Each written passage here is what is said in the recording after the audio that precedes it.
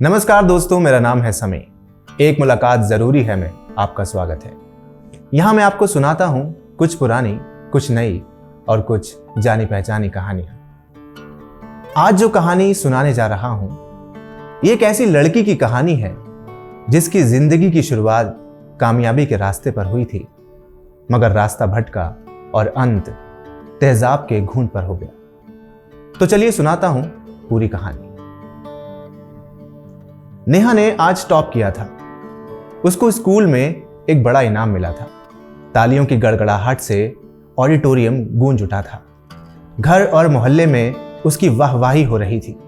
सभी बहुत खुश थे क्योंकि नेहा ने बहुत कम उम्र में ही यह फैसला कर लिया था कि वो एक दिन प्रोफेसर बनेगी और समाज से जहालत को दूर कर देगी।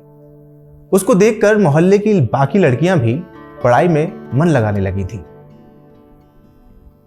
बात उस छोटे से शहर की है जहां पढ़ाई की लौ कम ही जला करती थी। लड़कियां ज्यादातर या तो घर में काम करती थीं या फिर माँ बाप उनका घर बसा देते थे। मगर उन लड़कियों में से एक लड़की नेहा ने इस परंपरा को बदलने की कोशिश की थी। मोहल्ले के कुछ घरों में ही अखबार आता था, उसमें से नेहा के घर भी आता था। अगले दिन सुबह नेहा की तस्वीर अखबार में छपी थी। ये पहली बार था कि शहर से किसी टॉपर लड़की का नाम अखबार में छापा गया था।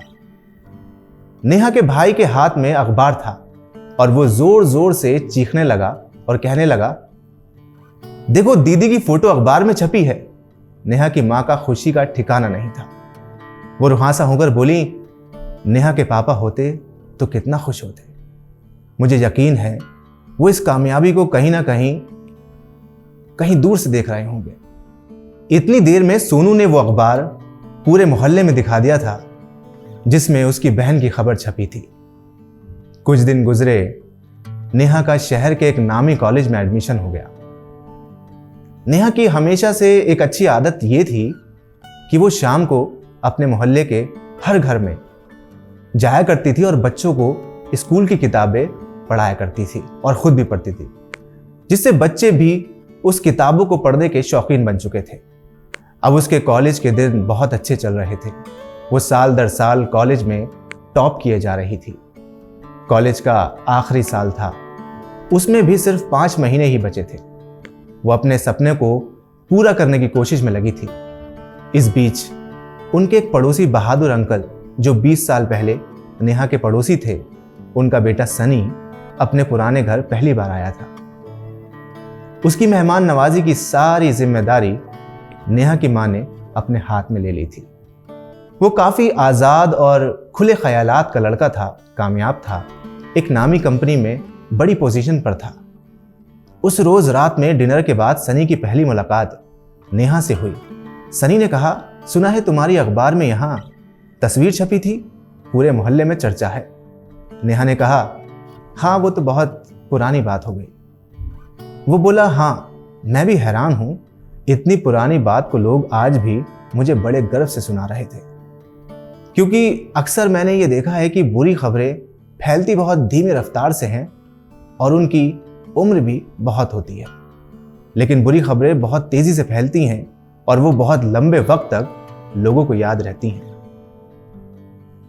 सनी की इस बात ने मानो नेहा के दिल को जीत लिया। जो नेहा रात में जल्दी सोया करती थी, आज वो सनी की बातों में इतना खो गई थी कि मां ने उसे बताया कि रात के 3 बजे हैं, सो जाओ, कल कॉलेज भी जाना है। 15 दिन के लिए ही सनी आया था। 2 दिन बीत चुके थे। नेहा तो बस अब कॉलेज खत्म करके सनी से मिलने के लिए तड़पने लगती थी। अब दोनों साथ में घूमने फिरने लगे थे, देर तक बातें करते थे। घर और मोहल्ले में लोग भी उनकी मुलाकातों को इग्नोर करते थे, क्योंकि नेहा बहुत समझदार थी। उसके ऊपर सबको पूरा भरोसा था, उसकी मां को सबसे ज्यादा। सनी के जाने का आखिरी दिन था। नेहा आज कॉलेज से बाजार होती हुई आई थी, इसलिए आज शाम देर से घर पहुंची थी। मां ने उस दिन उसे देखकर सोचा कि पता नहीं क्यों कुछ बदली बदली सी लग रही है नेहा आजकल। फिर रात हुई। रोज की तरह सनी ने नेहा के घर डिनर किया। फिर दोनों बातें करने बैठ गए। रात के 12 बजे थे। नेहा ने 2 गुलाब के फूल निकाले और एक पेपर निकाला और सनी के हाथों में देकर वहां से चली गई। पर्चे पर लिखा था, आई लव यू सनी। ये खबर फैलनी नहीं चाहिए। अच्छी हो या बुरी, मुझे शायद एहसास है कि तुम भी मुझसे प्यार करने लगे हो, मगर बिना कहे चले जाते, क्योंकि आधी रात को तुम्हारी ट्रेन है। तुम नहीं चाहते कि मैं अपने सपने से भटक जाऊं, लेकिन ऐसा नहीं होगा। मुझे अपने जज्बातों पर काबू है। मैंने तुम्हें 2 फूल दिए हैं। अगर तुम वो एक फूल जाते वक्त सोते में मेरे पास रख जाओगे तो मैं हमेशा के लिए तुम्हें अपना प्यार मान लूंगी। सुबह हुई। नेहा ने अपना बिस्तर देखा तो गुलाब के फूल के पत्ते रात भर उससे लिपट लिपट कर टूट चुके थे। उसके दिल में सरसराहट हुई और एक बिजली सी दौड़ पड़ी। इसके बाद वो सनी के प्यार में गुमसुम रहने लगी। मोहल्ले के बच्चे उसके घर आते और बोलते, दीदी किताबें पढ़ने हमारे घर नहीं आती आजकल। नेहा को अकेलापन खाए जा रहा था। सनी की आदत उसे 15 दिनों में ऐसी लगी थी जैसे उसने 15 साल उसके साथ गुजारे हों। 3 महीने के अंदर उसका कॉलेज खत्म होने जा रहा था। एग्जाम सर पर थे, उसे टॉप करना था। उस रात लगभग 12 बजे उसने अपनी मां को सोते हुए से उठाया और कहा, मुझे शादी करनी है। मां को लगा कि शायद वो किसी सपने में है, मगर नेहा ने फिर से कहा, मां मुझे शादी करनी है, मुंबई जाना है। मां को बहुत हैरानी हुई और मां ने कहा, शादी? ये ख्याल तुझे कैसे आया और मुंबई? क्या बात है, मुझे खुलकर बता। नेहा ने कहा, 15 दिन में सनी को दिल दे बैठी हूं। मुझे उसके बगैर अब रहा नहीं जाता। मैं उससे शादी करके मुंबई में रहूंगी और वहां अपने अधूरे सपने पूरे करूंगी। ये सब सुनकर मां की जैसे दुनिया ही जोर से हिल गई। मां ने कहा, हमारा क्या होगा और तेरे भाई का? अभी से जा रही है। तेरी शादी मैं मुंबई जैसी जगह में नहीं करना चाहती। मैं ऐसा लड़का ढूंढूंगी जो तुझे मेरी आंखों के सामने रखे। पर नेहा अपनी मां की यह बात मानने को तैयार नहीं हुई और जिद करने लगी। देर तक दोनों में इसी बात को लेकर बहस होने लगी। आखिर में नेहा ने मां से गुस्से में कहा, मैं अपनी जान दे दूंगी अगर आपने मेरी बात नहीं मानी। नेहा की मां ने भी उतने ही गुस्से में कह दिया कि जा दे दे जान। उसकी मां को लगा था कि नेहा ऐसा नहीं करेगी। कुछ देर बाद नेहा ने घर में रखी तेजाब की बोतल को मुंह से लगाया और बड़ी हिम्मत के साथ एक एक बूंद अपने हलक के अंदर उतार दी। उसके बाद जो आवाजें सुनाई दी वो सिर्फ चीख पुकार की थी। बुरी खबर की तरह यह बात बहुत तेजी से पूरे शहर में फैल गई। नेहा को अस्पताल में भर्ती कराया गया। वो होश में नहीं थी। उसके शरीर के अंदर का एक एक अंग तेजाब से खराब होता जा रहा था। डॉक्टर उसे बचाने की कोशिश में लगे थे। सारा मोहल्ला उसकी फिक्र में अस्पताल जा पहुंचा था। अगले दिन सुबह जब पड़ोस में अखबार आया तो उसमें नेहा की यह खबर फोटो के साथ छपी हुई थी और पूरे शहर को पता चल चुका था कि टॉपर लड़की ने तेजाब पीकर जान देने की कोशिश की है। नेहा की मां और भाई ने यह खबर पढ़ी तो उनको बेहोशी से छाने लगी। तभी आसपास के लोगों ने उन्हें संभाला। घबराते हुए डॉक्टर साहब बाहर आए और बोले, नेहा का इलाज मुंबई के इस अस्पताल में ही हो सकता है। नेहा को फौरन मुंबई ले जाया गया। कुछ दिन में नेहा को मुंबई के डॉक्टरों और मां की दुआओं ने ठीक कर दिया था। सनी ने भी मुंबई में नेहा और उसकी मां का बहुत साथ दिया, हरदम उनके साथ खड़ा रहा। अब नेहा होश में आ गई थी, लेकिन डॉक्टरों ने उसे बात करने को मना कर दिया था।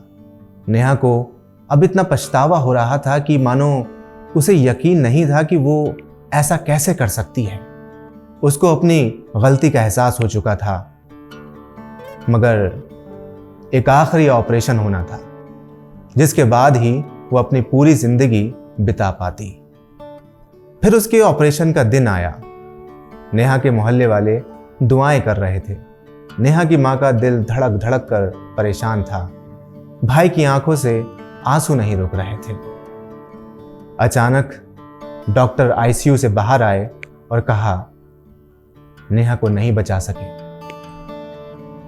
ऐसा लगा ये लम्हा रुक सा गया, एक सैलाब आने वाला है नेहा और उसकी भाई और उसके आंसुओं का। और ये सैलाब आ ही गया। लरसती हुई आवाजें जो कानों के आर पार हो रही थीं, एक एक लम्हे में यही आवाज की नेहा कहीं नहीं जा सकती। खैर, नेहा का अंतिम संस्कार हुआ। यह खबर वैसे ही तेजी से फैली जैसे उस रात सनी ने नेहा को बताया था। मगर नेहा की मां सनी से नफरत करने लगी थी। उनकी यह नफरत आग की तरह थी। अगर सनी कहीं मिल जाता तो शायद वो उस आग से जल जाता। नेहा के जाने के 20 दिन बाद मां को पता चला कि सनी ने शादी कर ली है। यह सुनकर उन्होंने मुंबई से मुंह मोड़ लिया और वापस घर लौट आईं। अखबार में छपी 2 खबरें, एक अच्छी और एक बुरी, दोनों एक साथ रखकर नेहा की मां और भाई बहुत रोए। दोस्तों, आपको ये कहानी कैसी लगी मुझे ज़रूर कमेंट सेक्शन में बताइए। इस तरह की और भी कहानियां आपको सुनाने मैं आता रहूँगा।